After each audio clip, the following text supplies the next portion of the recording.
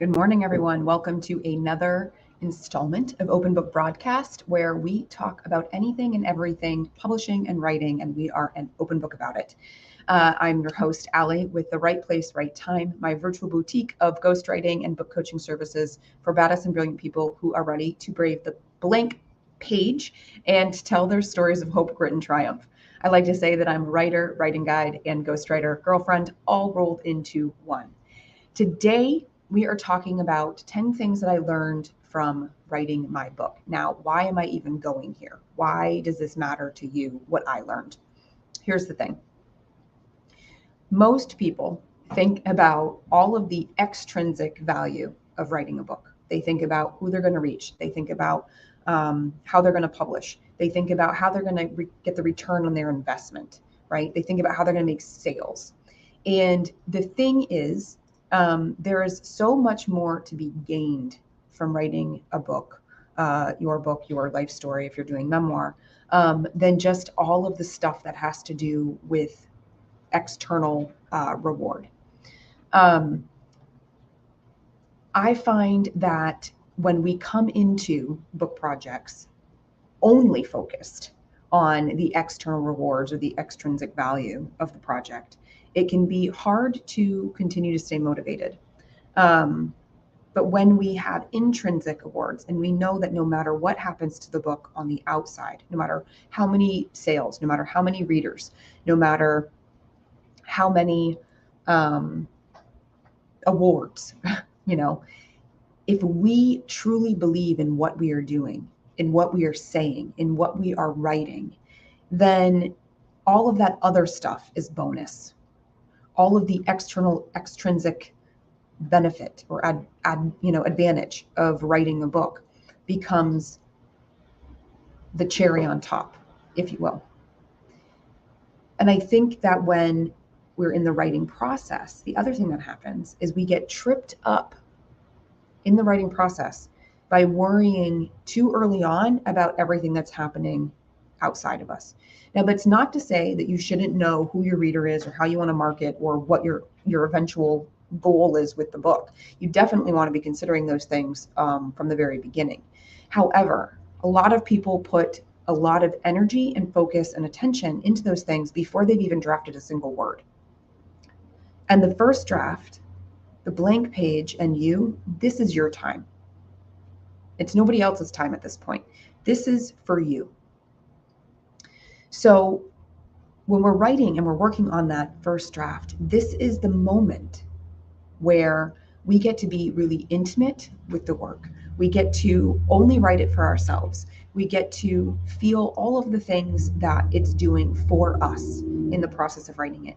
And then when we go to revise and we go to polish and we go to button it down and make it better, then it can be, okay, now let's think about what we need to do to change it for the reader or for the publisher or for marketing purposes or whatever it is.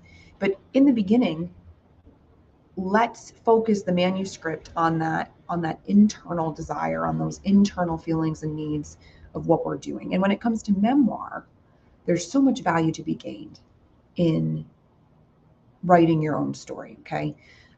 So here are the 10 things that I learned from writing my book. And I'm sharing them because I'm hoping that some of you who are watching, listening, and you've been mulling over whether or not to write that book about that thing that happened to you, I'm hoping that you're going to hear things that resonate, that, oh yeah, I want to feel that way. Oh yeah, I want that value too. Oh yeah, I want that benefit of having done that for myself.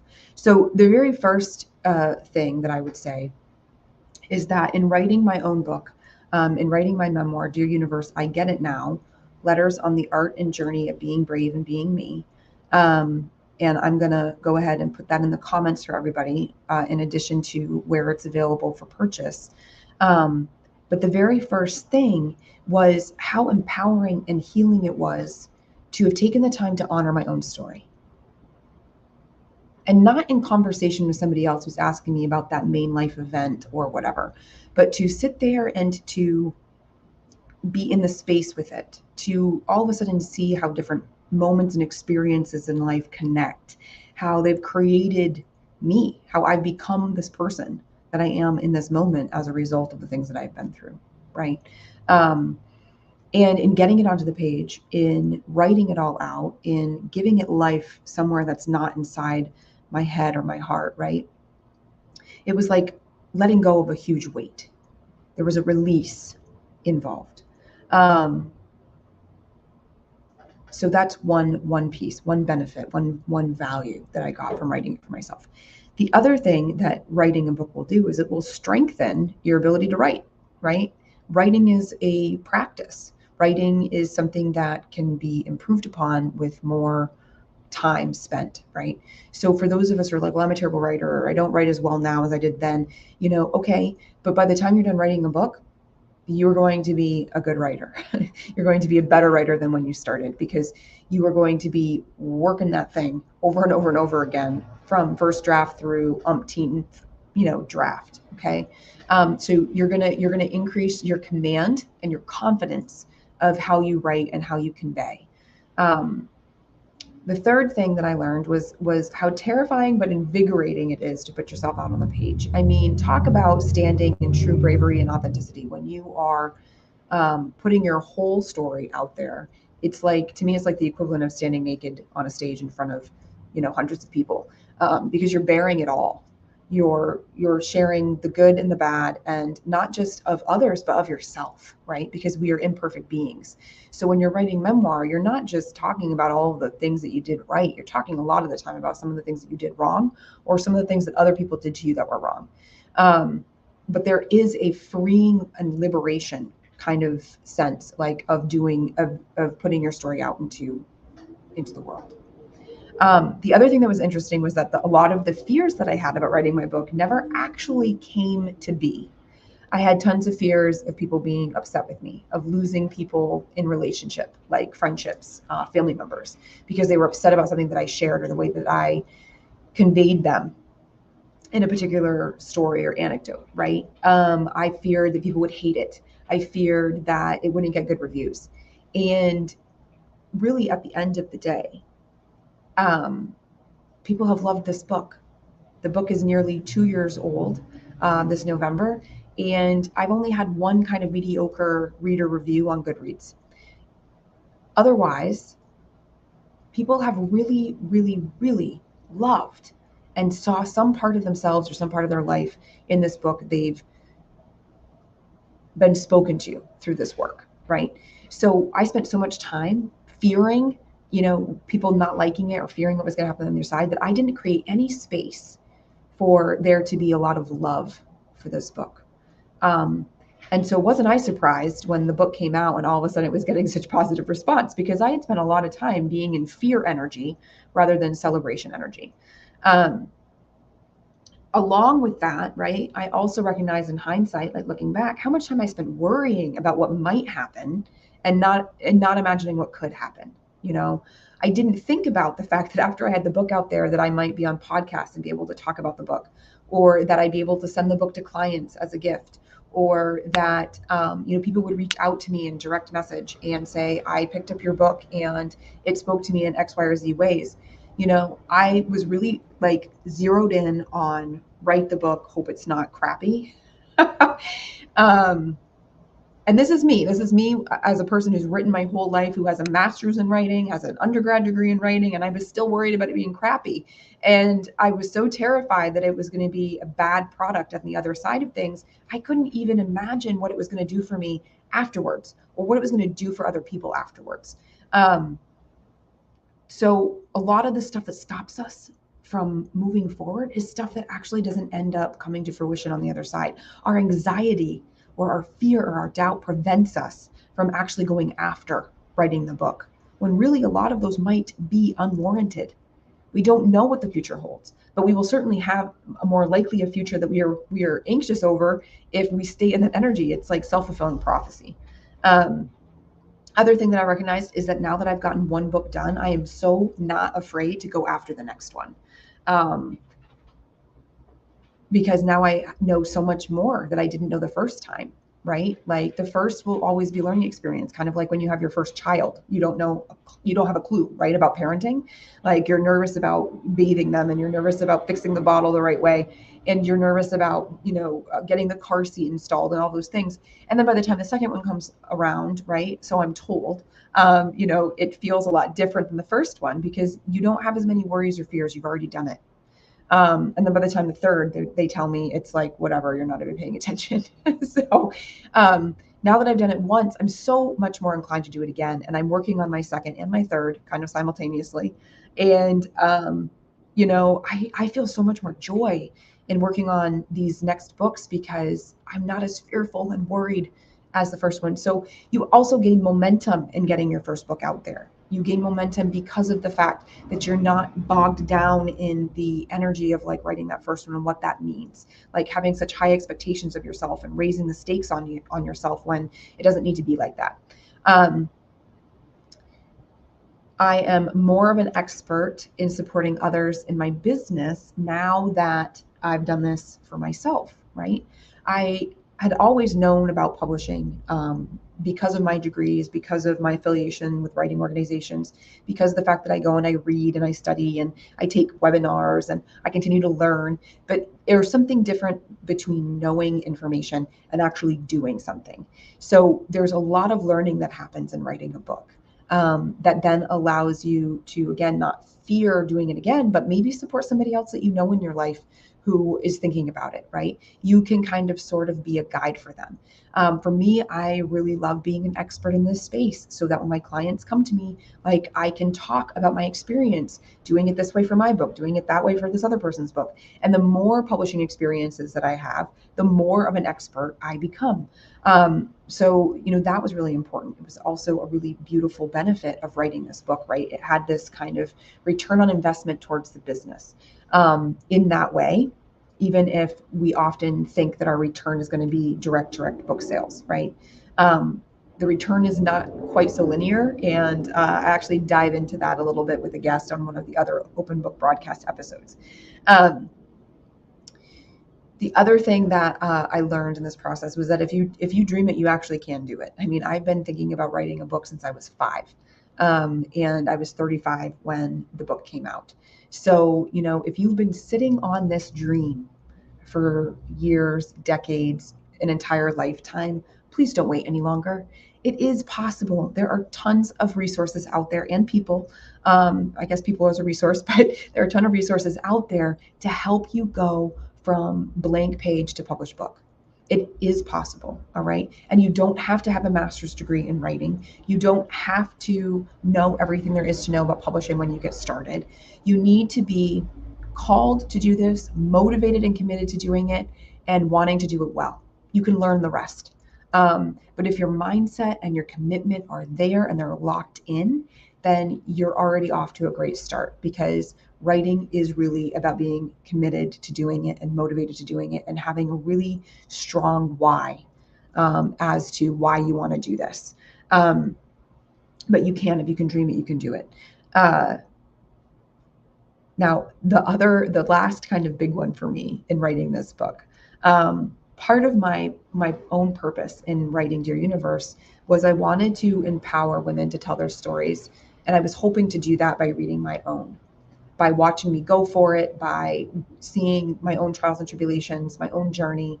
I really wanted to inspire other women to step up to the page and get their stories told, right? Because I really believe that women have a lot of things that need to be said, and we need to listen to them. Same goes for other marginalized groups who are pushed to the outskirts and are silenced.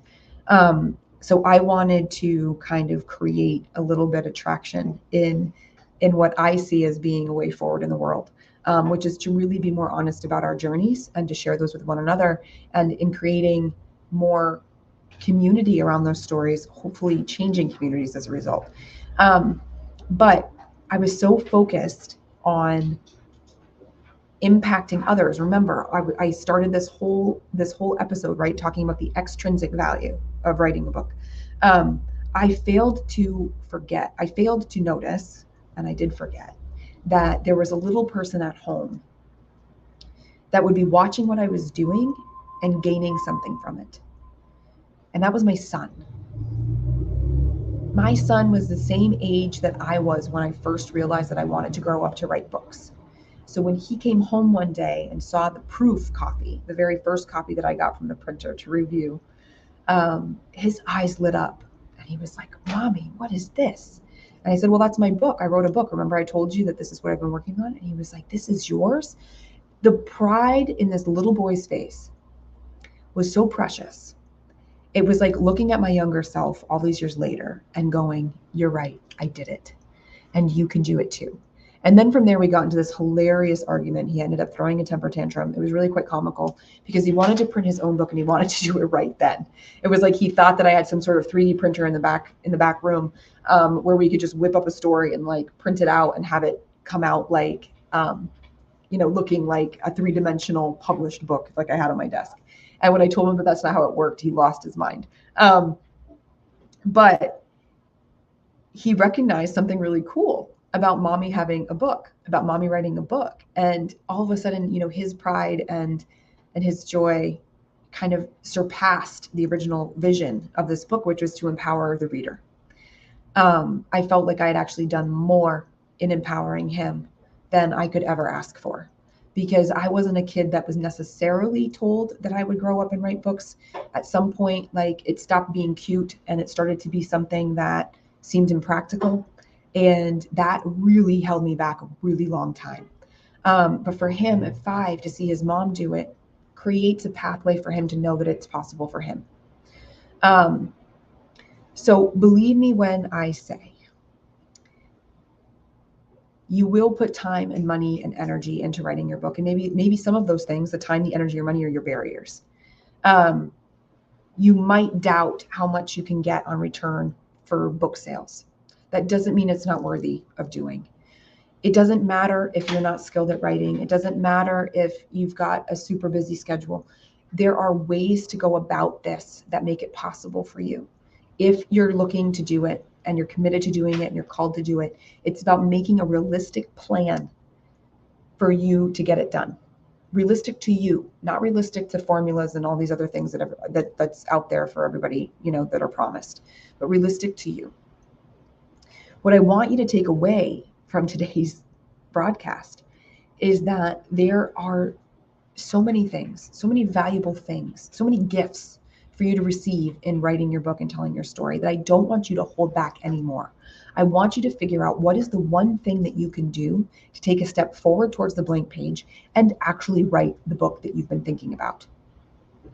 Now, if you are looking for one little tiny, teeny step that you can take in that direction, then I do have an upcoming webinar called Put Your Memoir Where Your Mouth Is. And it's happening on September 27th at noon EST. I'm going to put the information and the registration link into the comments. If you can't see it for some reason and you're interested, please DM me so that I can send you the registration link directly. So put your money where your mouth is. 5 lip-smackingly good insights. 5 lip-smackingly good insights to get you writing the book about your life and stop giving it lip service. And that's Tuesday, September 27th, noon EST, and the registration is open and the link is there. Again, DM me if you cannot see that information. But this is a perfect way for you to be guided right now, to have 5 new things to hold on to try to get you further along in your process, working with somebody who's been there, who does this for others. Let's kind of crush that overwhelm and the doubt and the fear and the things that are tripping you up and holding you back. Tomorrow is not guaranteed. So tell your story today. Get it told. Get it out there. You will not regret it. All right. So that's it for today's episode of the Open Book Broadcast. Please consider visiting me over at therightplacerightTime.com. Sign up for our email lists while you're there. If you sign up, you'll definitely be hearing about the upcoming webinar. And then please join me again next. Oh, that's not the right date. We are going to be live. I'm going to hide that. We're going to be live again next Tuesday, September 27th.